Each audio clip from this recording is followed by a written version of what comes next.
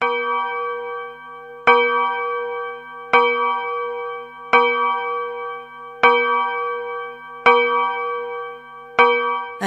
20 Febroary taona 2024. Faly miarabantsika rehetra amin'ny anaran'ny Tompo natratra izao fotoana izao.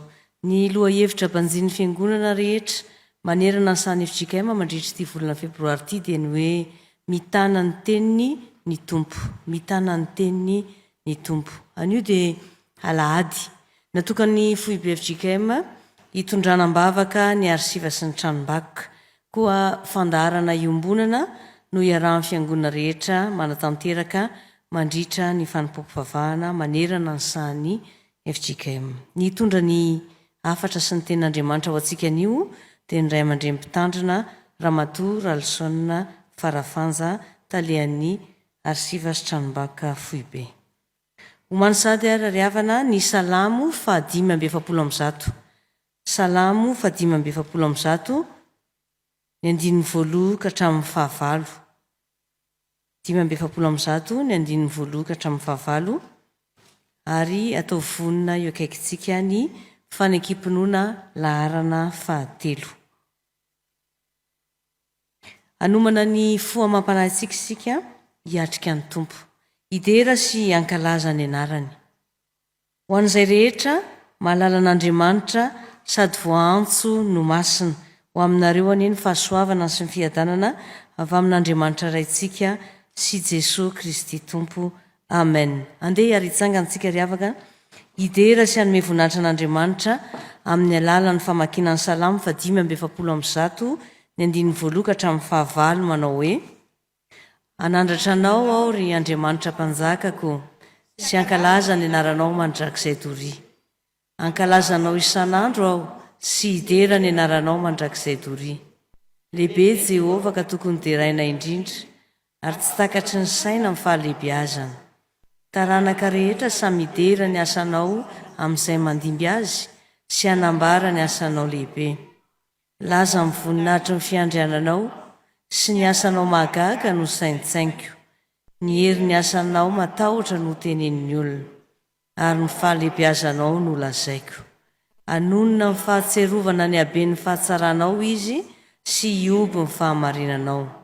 Mamindra fo sy miantra Jehovah, mahari-po sady be famindra-po izy. Amen.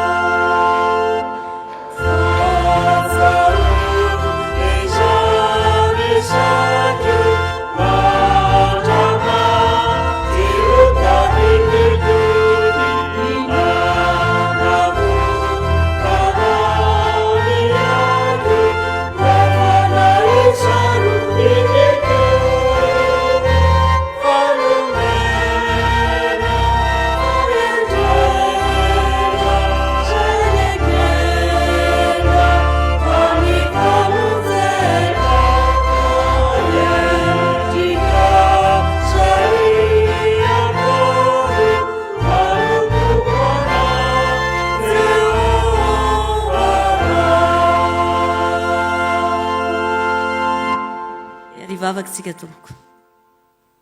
Ry Andriamanitra ray zanaka sy fanahy masino, midera sy mankalaza ny anaranao zahay fa Andriamanitra tsara ianao sady mpanao ny tsara koa. Tsy takatry ny sainay ny fitondranao ny fiainanay, fitantananao ny fiainanay.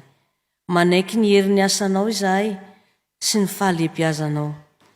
Andriamanitra mahery ianao, ka mahagaga avokoa ny asan'ny tananao, ary tsy misy zava-mahagaga tsy hainao atao amin'ny fiainanay.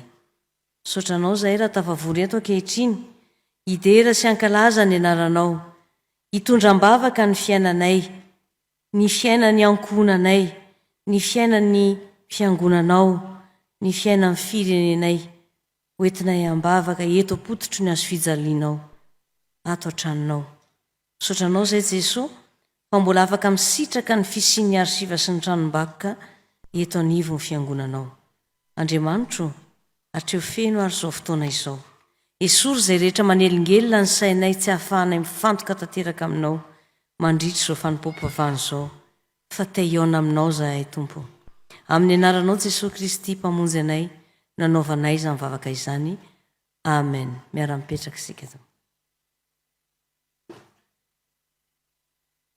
Manakambara amintsika ny Tompo amin'izao marain'izao ry havana, ka aoka ho enontsika ampanajana ny sitrapon'Andriamanitra.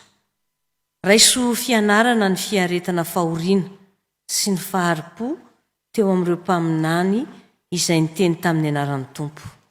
Indro ambarantsika ho sambatra izay efa niaritra. Efa renareo ny fiaretan'ny Job, ary hitanareo ny anjara nomen'ny Tompo azy tamin'ny farany, fa miantra indrindra ny Tompo sady be famindrampo.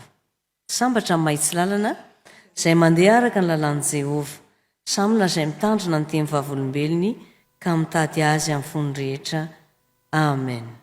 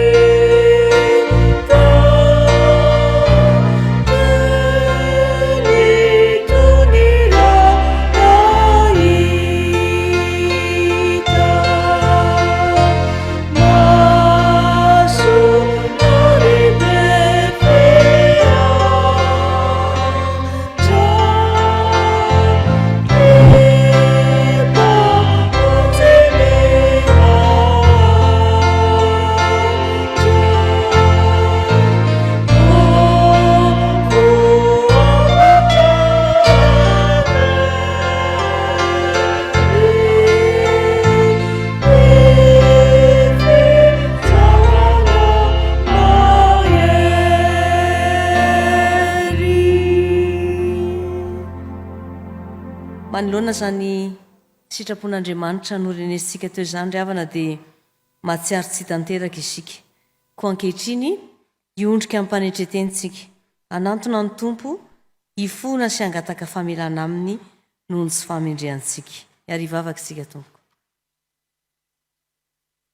Ry Andriamanitra rainay io, manantona anao izahay. Mitodika aminao izahay ankehitriny manoloana ny tsy fahatanterahanay, manoloana ny fahalemenay, manoloana ny herin'ny ratsy izay mangejanay. Renay teo ny teninao izay mampafantatra ny sitraponao. Miaiky izahay fa tsy nanana faharetana tamin'ny fanarahana anao, tsy nahatanteraka izany sitraponao izany fa mbola nandeha araka ny saina ihany. Tsy miomana ny amin'izany fandovana ny fanjakan'ny lanitra izany izahay fa dia variana amin'izao fiainan'izao tontolo izao. Tsy miredareda tao am-pona intsony izany hafanampo hanompo anao izany fa toa mangatsiatsika izahay. Toa lasa anarana sy fahazarana fotsiny ny fandehananay aty am-piangonana Tompo, fa tsy iainanay akory izany finoanay anao izany. Tsy naharitra tamin'ny fanomponanao izahay, tsy nahatazona ny finoanay izahay ka nahatonga anay hiempotra sy vily lalana indraindray. fona aminao zay Jesosy mamela ny elokay satria fantatray fa ao aminao rery ihany no misy ny hery sy ny fahefana manafaka anay. Ampianarao ny hetroteny izahay tsy hanana lolopo, tsy sanatria amaly ratsy ny ratsy satria tsy sitraponao zany. Sitraponao no toynay arahana Jesosy mba handovanay ny fitahiana. Diovy ara ny fonay, sasao madio zahay mba hahitanay ny voninahitrao. Avito moera ty anatinay satria fantatray fa zay toeranao no misy ny fiadanana. Dia hitafy ireo toetranao ireo anie zahay Jesosy satria ianao no arahanay. Amin'ny anaranao Jesosy Kristy zokinay, nanaovanay izy mivavaka fifonana izany. Amen.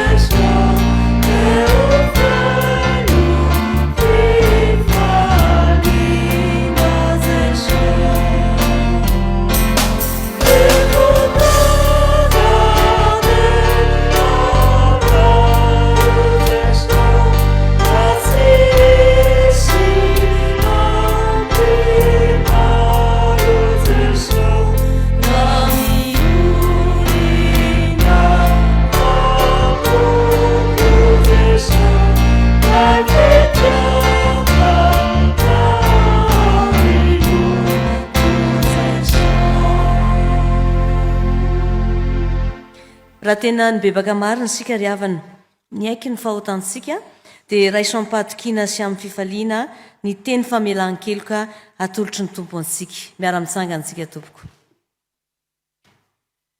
Mifalia mandrakariva ao amin'ny tompo, hoy izao indray mifalia.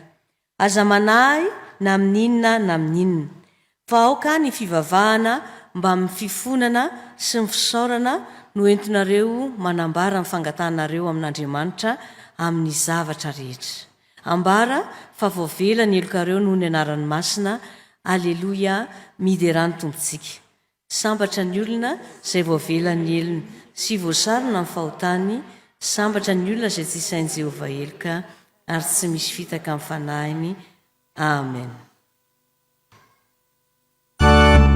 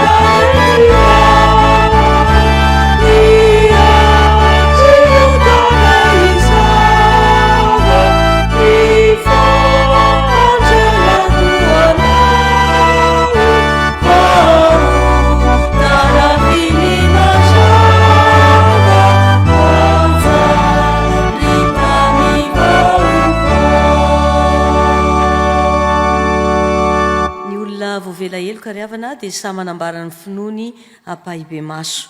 Koa ho fiombonantsika amin'ireo kristianina maro maneran-tany dia aoka iarahantsika manonona ankehitriny ny fanekempinoana laharana 13 manao hoe: mino an'Andriamanitra tsy toa aho, izay mpanao ny lanitra sy ny tany.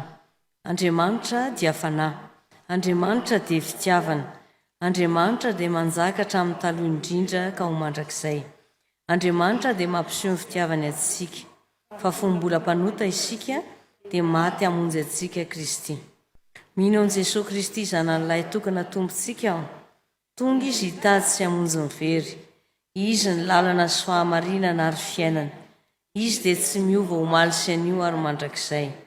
Mino ny fanahy masina aho, izy ny manambara ny fanahyntsika fa zanak'Andriamanitra isika. Mpanara ihany nanaovam-batisa antsika rehetra ho tena iray.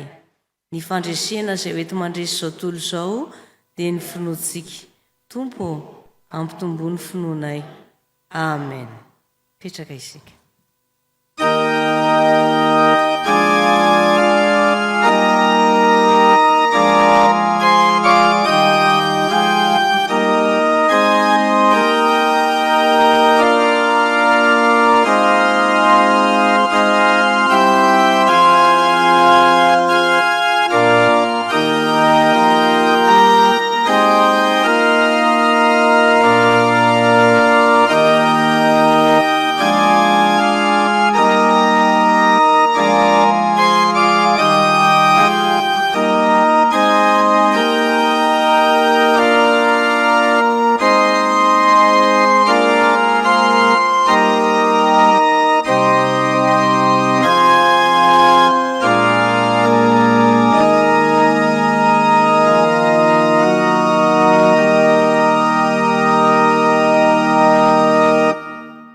Amin'ny fotoana andrenesantsika ny hafatra avy amin'ny foibe Arsiva sy tranom-bakoka isika izao ry havana. Miarabantsika rehetra amin'ny anaran'ny Tompo. Hamaky ny hafatra amin'izao aladiny Arsiva sy tranom-bakoka izao amin'ity taona 2024 ity.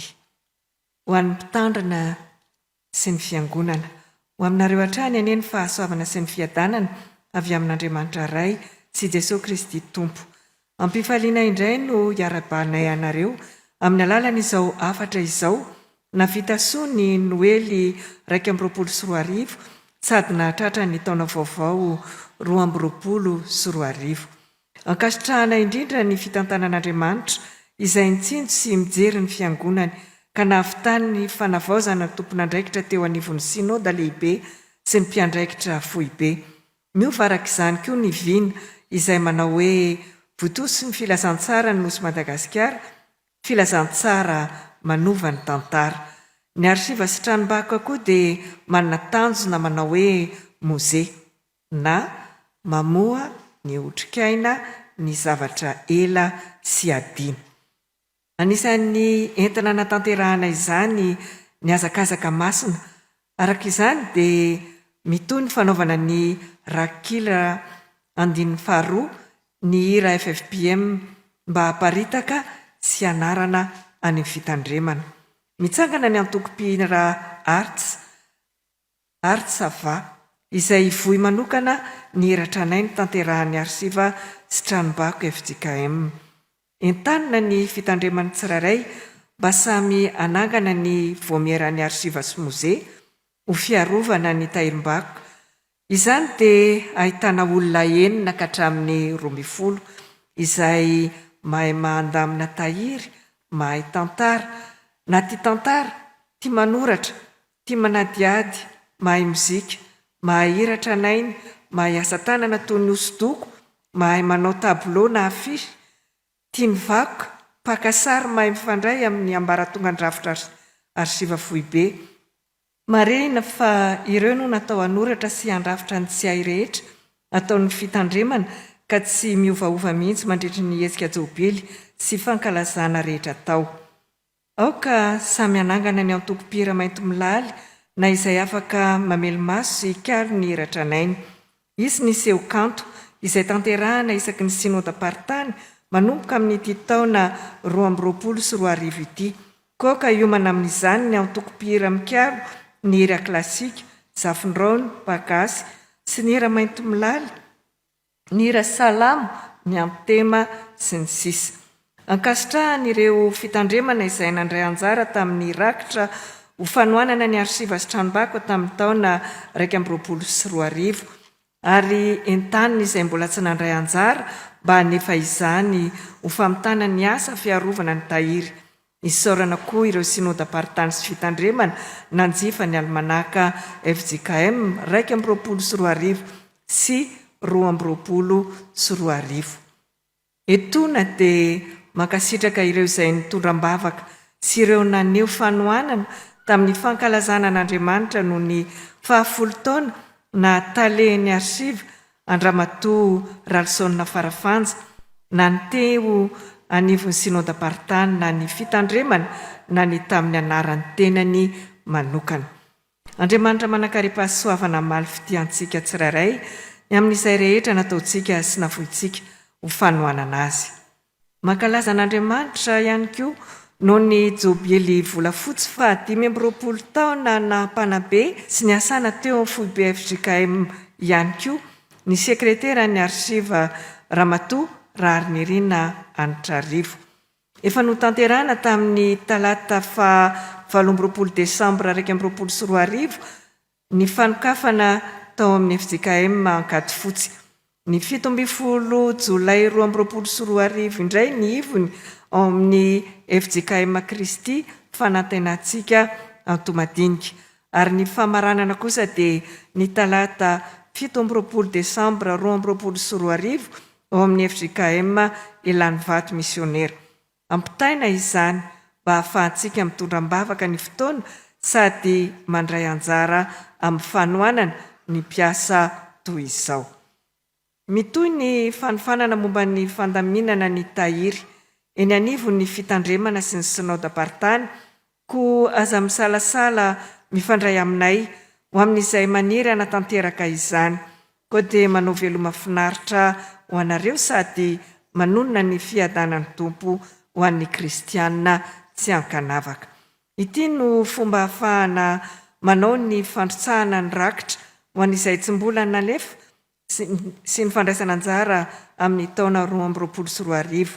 Manatona eny amin'ny foiben'ny Arsiva sy tranom-bakoka eto Faravohitra akaikin'ny FJKM Tranovato Faravohitra na aterina ao amin'ny sekretera ny Omonry foibe FJKM Varavarana 2 Ambronjato na arotsaka amin'ny compte-ny beny compte numéro 8 Association Foibe FJKM Bibliothèque Arsive, boîte postale 300 Antananarivo Raingambizato. Hitanareo ao anatin'izao fandarana izao ny listra ny fiangonana nandray anjara sy ny synodam-paritany misy azy. Aza misalasala mifandray aminay raha misy fanamariana tianareo atao. Amin'ny anaran'ny komity ary ny filoha Rahajary Tsialonarivo no filohan'ny komitin'ny tranom-bakoka. Sotrandrina tompoko. Tonga amin'ny fotoana fankalazana ny tenin'Andriamanitra sika ankehitriny. Ka mialohan'ny fotoana ny 10 minitra ny sekoly ny tenin'Andriamanitra dia ho ataontsika ny hira 710 ny andinin'ny voalohany sy 13. Aorinan'izay dia miroso misesy ny 10 minitra ny sekoly ny tenin'Andriamanitra sy ny vavaka fitsolovana ary ny famakina ny tenin'Andriamanitra. Ziona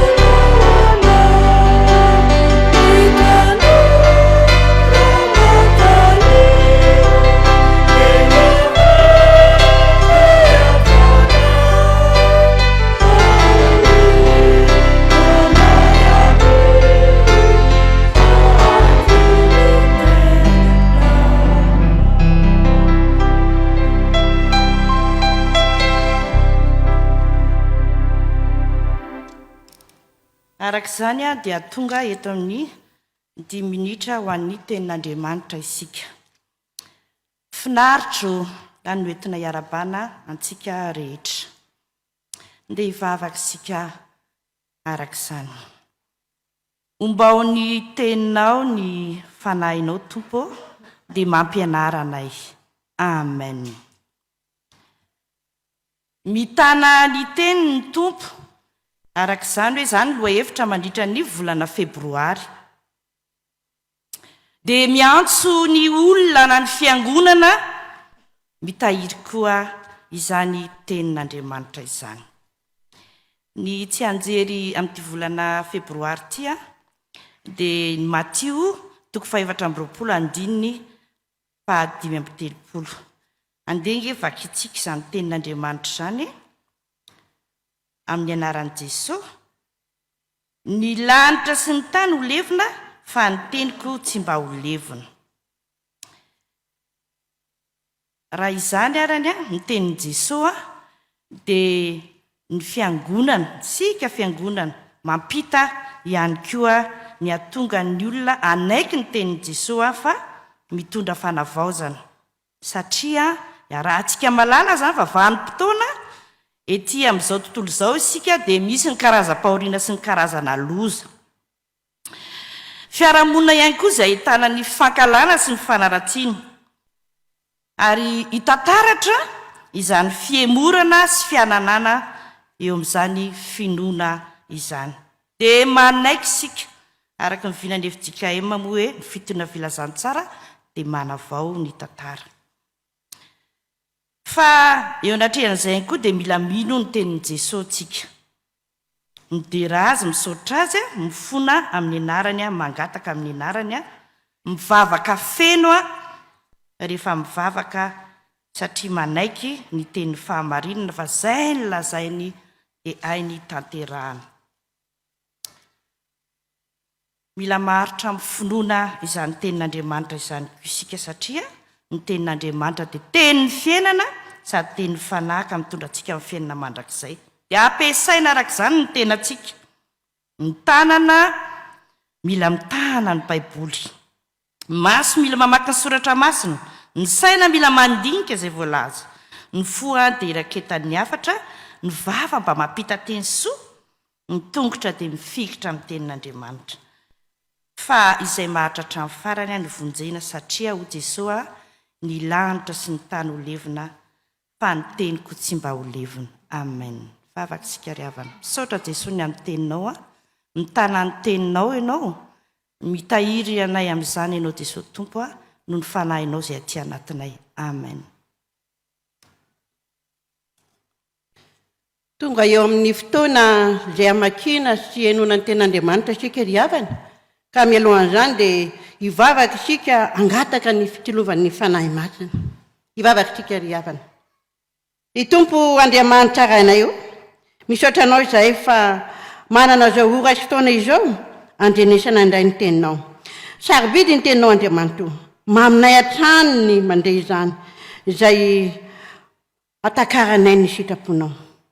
Fanahy-masina, miandrandranao izahay anazava ny fonay, ny sainay, ny fananay rehetra andray ny teninao ka atakaranay marina ny sitraponao izay hivelomanay izany eo amin'ny fiainanay.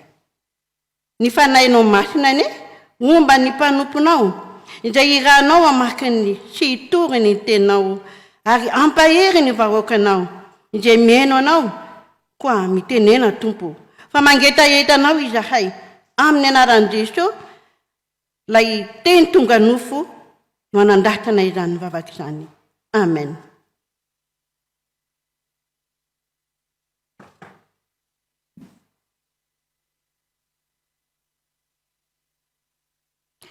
Amaky ny soratra masina sy hain'ny tenin'Andriamanitra tsika. Izany dia ho hitantsika ao amin'ny nomery 3:20. Raisintsika eo amin'ny 5:20 ka hatramin'ny 4:20. Ary filazaon-tsara ny Jesosy Kristy araka ny Ziona 3:20, 7:20 ka hatramin'ny 4:20. ary faranana ao amin'ny Titosy 1:1 ka hatramin'ny 4. Rehefa hita dia vakiana amin'ny anaran'i Jesosy. Ary Jehova ny eona tamin'ny Balama dia nanisy teny teo ambavany ka nanao hoe: miverena makeo am-palaka ary izany no lazainao. Ary no ny tonga tany aminy izy dia indreo teo anilan'ny fanatitra dorana izy sy ireo andrean-dany Moaba izay teo aminy. Dia hoy Balaka taminy: ahoana no nolazain'i Jehova? Dia nanao ateny Balama ka nilaza hoe mitsangana ry Balaka ka mandrenesa, atongolanao amiko ny sofinao ry zanaky Zipora. Andriamanitra tsy mba olona ka andaingy, na zanak'olombelona ka hanenina. Moa efa nilaza va izy ka tsy efainy, na efa niteny va izy ka tsy hotoviny? Indro ny hita no efa azoko, ary efa nihita izy ka tsy mahova izany aho. Tsy mijery faharatsiana eo amin'ny Jakoba izy, ary tsy mahita fahoriana eo amin'ny Israely. Jehova Andriamanina no nomba azy, ary ompifanao amin'Andriana no re eo aminy. Nentin'Andriamanitra nivoaka avy tany Egipta izy, ary manakery toy ny omby manga. Fa tsy misy fisikidianana eo amin'ny Jakoba, ary tsy misy fankatoavana eo amin'ny Israely. Fa amin'ny fotoana no ilazana amin'ny Jakoba sy Israely izay efa nataon'i Jehova. Indro firenena mitsangana toy ny leombavy sy miarina toy ny liona. Tsy andry izy mandra-piana ny to sy mandra-pisotrony ny rany voavono. Amen. Filazantsara nosoratan'i Ziona 4:20, 7:20 ka hatramin'ny 4:20. Ary Jesosy nahalala fatanontany azy ireo, dia hoy izy taminy: mifanontany va ianareo? Satria hoy izao, vetivety foana dia tsy ahita ianareo, ary vetivety foana indray dia ahita ianareo. Lazaiko aminareo, marina dia marina tokoa, hitomany sy hisaona ianareo, fa izao tontolo izao hifaly. Ary ianareo alahelo, nefa ny alahelonareo ody fifaliana. Manam-pahoriana ny vehivavy raha miteraka, satria tonga ny fotoany. Fa rehefa velon-jaza izy, dia tsy tsarony intsony ilay fahoriana noho ny fifaliana, fa misy zaza nateraka ho ambonin'ny tany. Ary ianareo dia manana alahelo ankehitriny, fa hitanareo indray aho dia ho faly ny fonareo, ary tsy misy olona manaisitra ny fifalianareo aminareo. Ary amin'izany andro izany dia tsy anontaniana inona na inona ianareo. Lazaiko aminareo, marina dia marina tokoa, fa na inona angatahanareo amin'ray dia omeny ianareo amin'ny anarako izany. Mandraka ankehitriny dia tsy mbola nangataka na inona tamin'ny anarako ianareo, mangata dia azo ianareo mba ho tanteraka ny fifalianareo. Ho faranantsika ny famakiana ny teny soratra masina. Epistilo an'i Titosy. Titosy 1:1, raisiny eo amin'ny 1 ka hatramin'ny 4, amin'ny anaran'ny Tompo. Paoly, mpanompon'Andriamanitra sy apôstôlin'i Jesosy Kristy, ampandroso ny finoany olom-boafitan'Andriamanitra sy ny fahalalana tsara ny marina izay manaraka ny toe-panahy araka an'Andriamanitra. Amin'ny fanantenana ny fiainana mandrakizay izay nampanantenain'Andriamanitra, tsy mahay mandainga hatry ny fony fahagola. Fa tamin'izay andro voatendry dia naseho ny teniny tamin'ny toriteny izay natolotra ho adidiko, araka ny didin'Andriamanitra mpamonjy antsika ho an'ny Titosy, tena zanako araka ny finoana iombonantsika haneny fahasoavana sy ny fiadanana avy amin'Andriamanitra iray, Kristy Jesosy mpamonjy antsika. Ray masino, manamasinana famarinana, teninao fahamarinana. Amen. Mialohan'ny ianoantsika ny afatra avy amin'ny alalan'ny tenin'Andriamanitra dia ho ataontsika ny hira efa voalahatra 7:70 ny 1:1. Miara-mitsangantsika tompoko. 7:70 ny 1:1.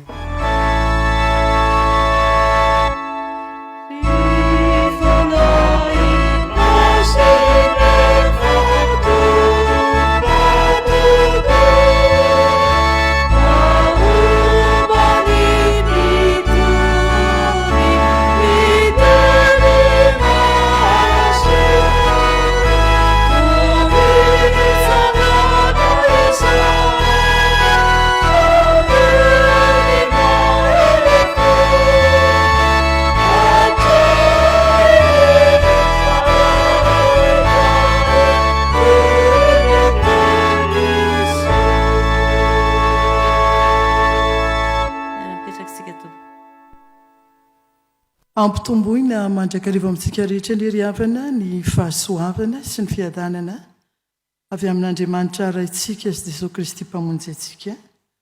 Amen. Mitana ny teniny ny tompo mbola izany hatrany no loha-hevitra banjintsika ao anatin'izao volana Febroary izao.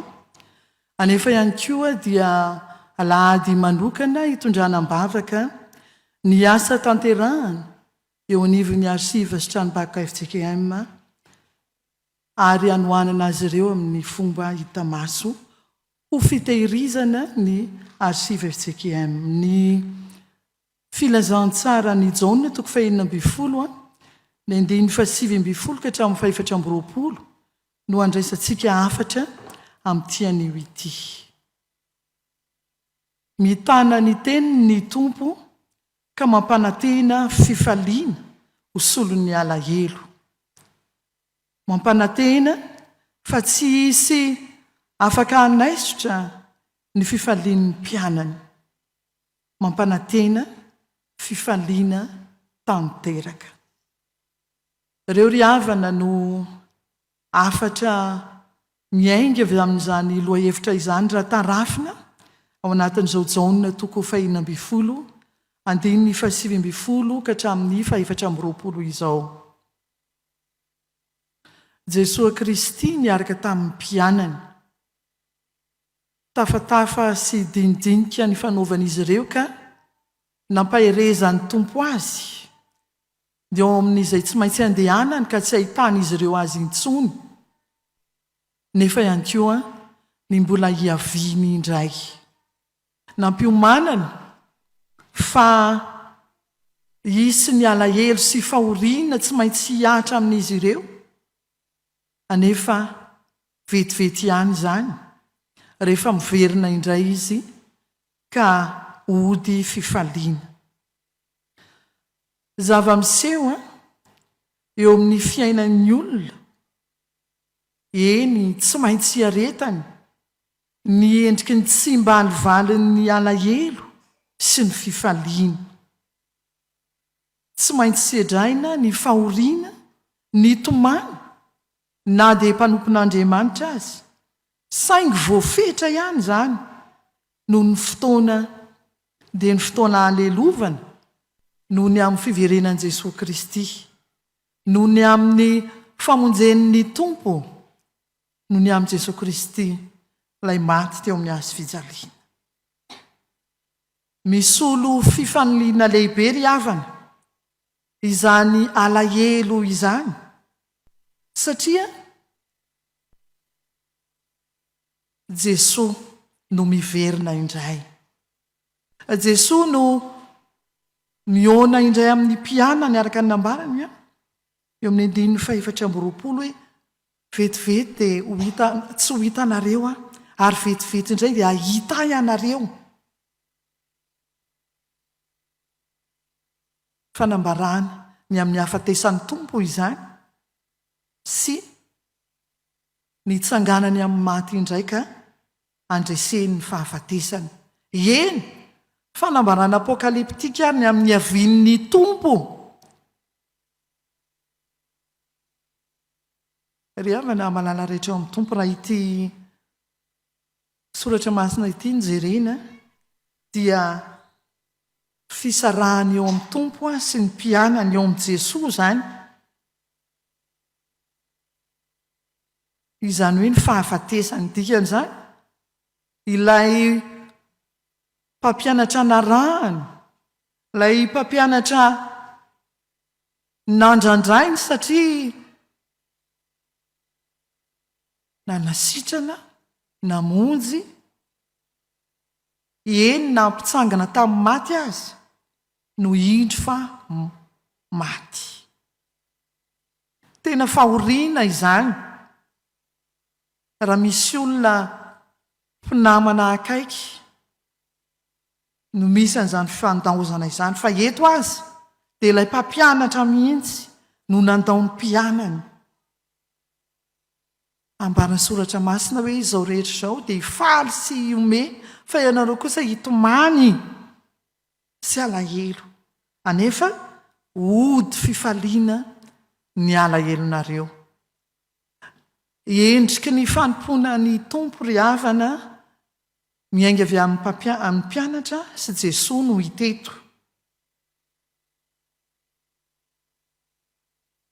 Ny fifaliana rehetra izay tsy ao amin'ny tompo dia mandalo ihany, ary miafara amin'ny fijaliana mety maharitra mandrakizay izany koa dia inoy ny fampanantenana omen'ny tompo anao mba hifaharanao amin'ny fizantoetra ka tsy handavanao azy ety amin'ity izao ny tontolo izao ity.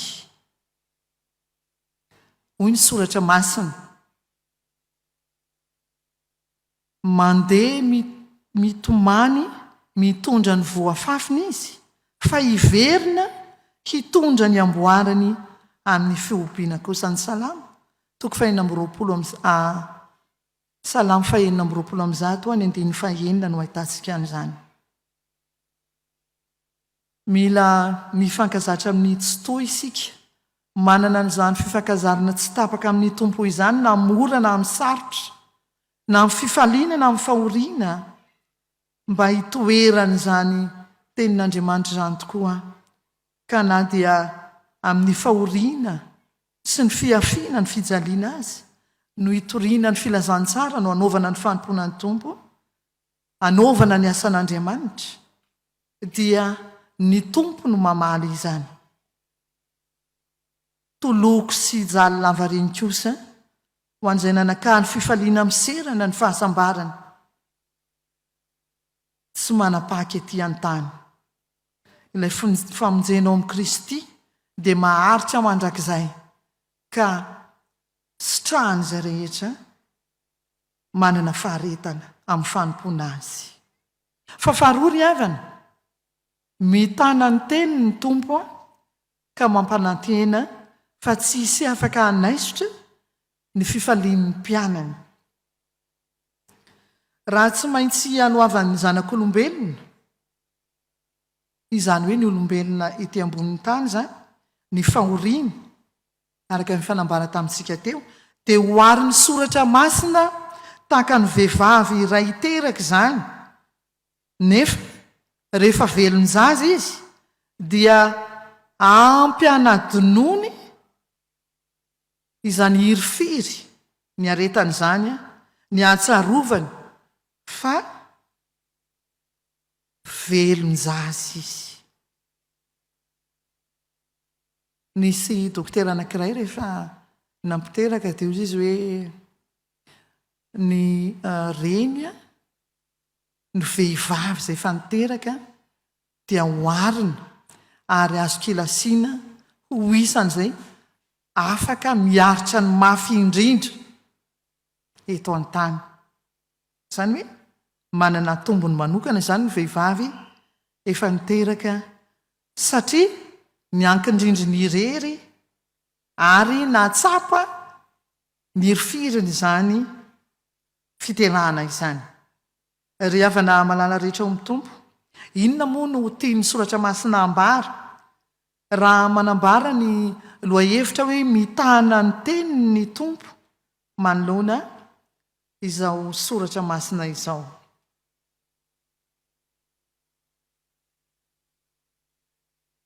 Ny fahaveloman'ny Kristy izay pirofo ny fandresen'ny fahafatesana dia ahaveloman'izay rehetra mino azy ihany koa, na dia maty aza. Mbola hiara-belona amin'ny indray. Azany no ambarana soratra masina hoe izay rehetra velona ka mino azy dia tsy ho faty mandrakizay. Amin'izay fotoana izay dia tsy misy hery na fahefana na fahafatesana faharoa intsony ampy hanongotra ny fifalian'ny olona ao amin'ny tompo. Maro ny fahoriana manjady amin'ny olona eto amin'ity izao tontolo izao ity ankehitriny. Maro ny zavatra miseho na tsy teny efa izay mitranga eto Madagasikara isika. Fa ankoatra ny Covid izay ombonana maneran-tany, dia eo ihany koa ny fiatrehana ny rivo-doza, ny tondra-drano, ny faharavana ny trano honenana sy ny trano fiangonana, ny famoizana ny malala, ny avatiana, tena fahoriana mafy tokoa izany. Anefa dia ny tenin'Andriamanitra no manambara fa Kristy no efa nandresy ny fahafatesana, anefa niaran'izany fahoriana mafy indrindra izany. Izy no mampahiry antsika milaza hoe aza malahelo ny fonareo fa minoan'Andriamanitra ary ny minoa koa. Izany hoe na ny fahoriana sy ny fiaretana ny fahoriana no ny fahadisom-panantenana amin'ireo olona heverina, fa tsy hita intsony na olona heverina fa mpampianatra maro samihafa toa an' Jesosy nefa nandao, na ny fahadisom-panantenana no ny amin'ny aretina sy ny loza maro samihafa. Ireny rehetrarehetra ireny dia ampanantenan'ny tompo ny fandresena ho an'izay mino azy, ka hivoaka amin'ny fifaliana ary mpandresy tahaka azy anana fiadanana. Ary ny fifaliany dia tsy fifaliana mandalo, ny fifaliany dia tsy fifaliana voafetra fa fifaliana feno.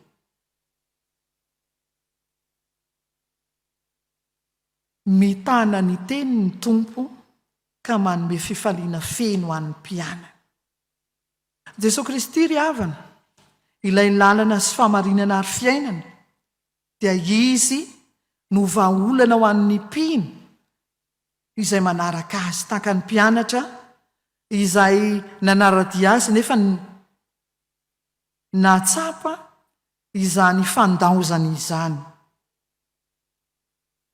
Eo antsorony ny fanapahana, izy nolay zanaka malala, lay akasitrahany ray ka nanomezany ny fahefana rehetra ny an-danitra sy ety an-tany.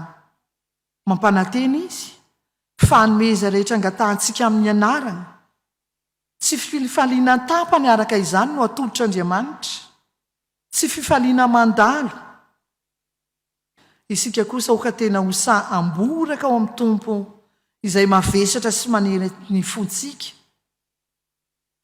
ary hanao izany amin'ny fankasitrahana, dia fankasitrahana feno ny tompo izay miaino ny vavantsika.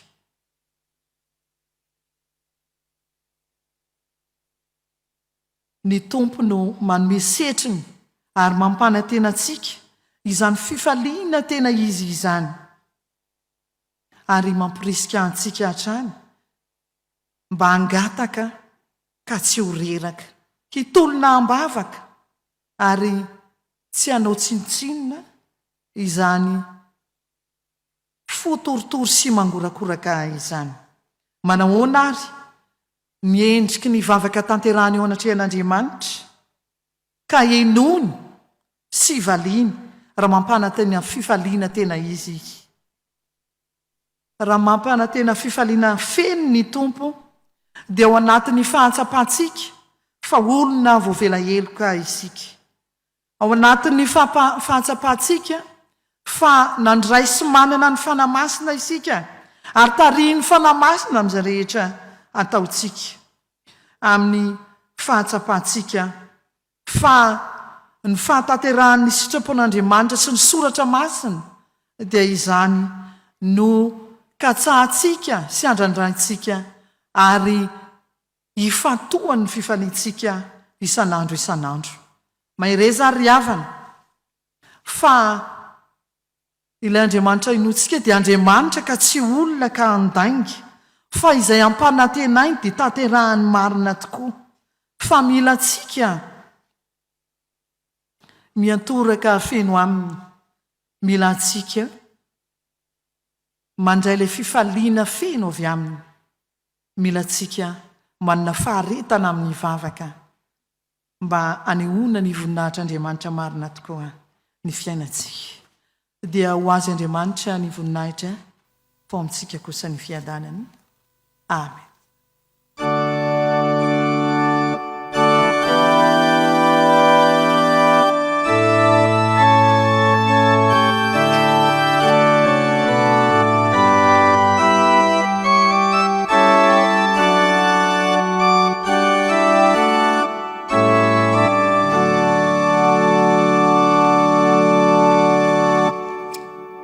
Miravaka isika ry havana.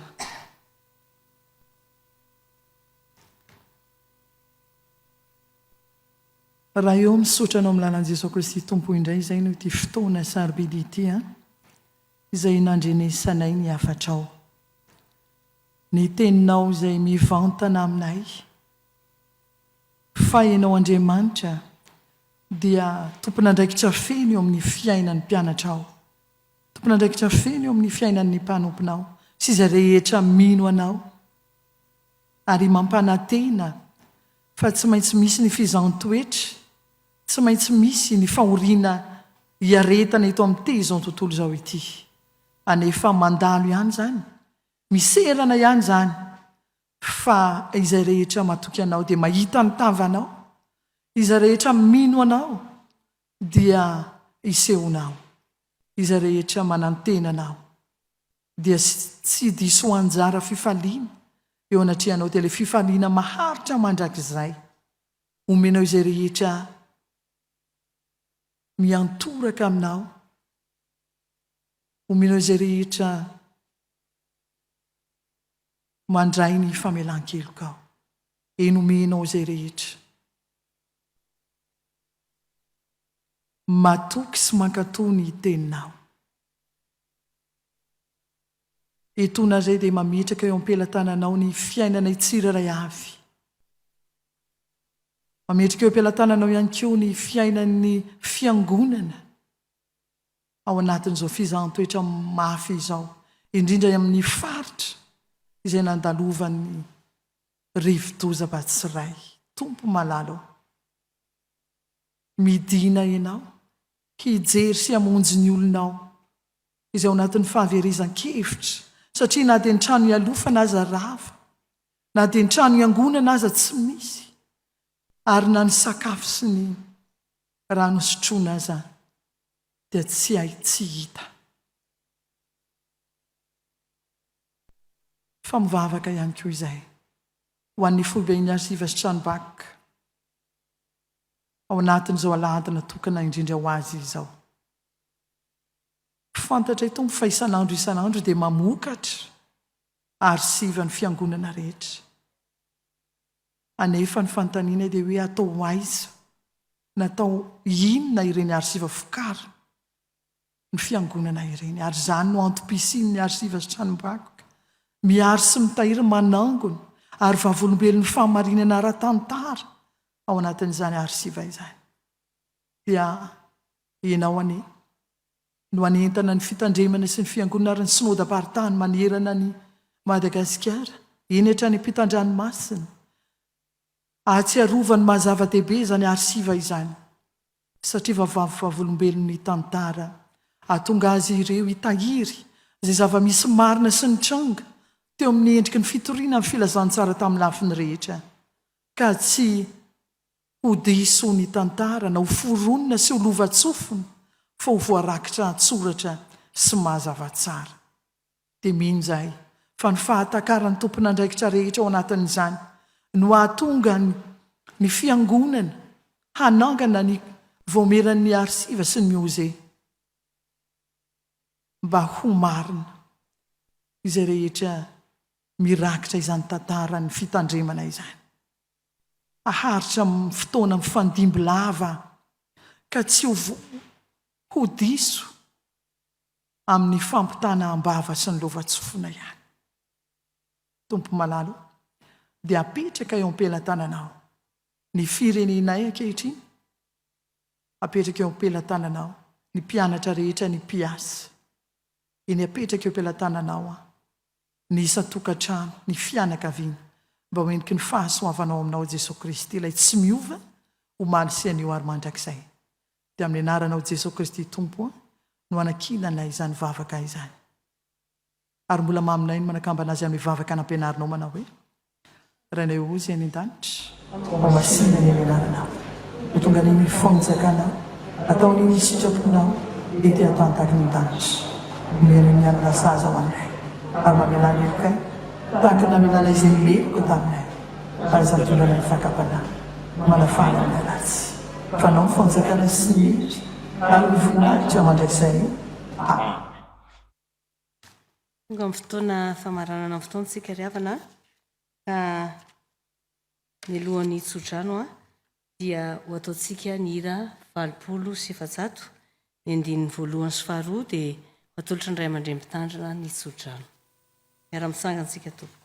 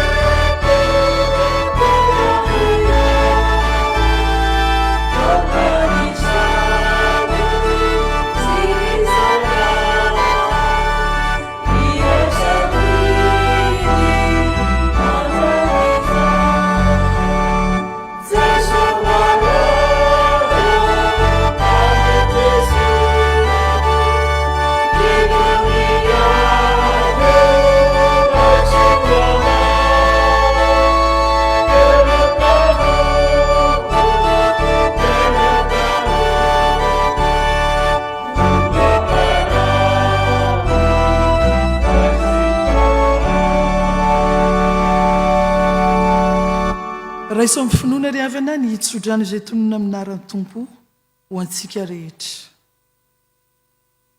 ary andriamanitry ny fahasoavana rehetra ny izay efa niantso anareo amin'ny voninahiny mandrakizay ao amin'ny Kristy Jesosy rehefa niaritra fahoriana vetivety ianareo dia izy no ahatanteraka sy ampiorina ary ampitoetra anareo ho azy any ny fanjakana mandrakizay fa ao amintsika rehetra kosa ny fiadanany. Amen. Miara-mipetraka isika manao vavaka mangina.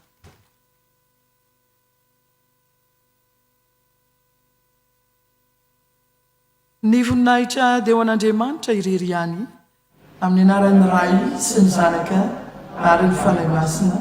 Amen.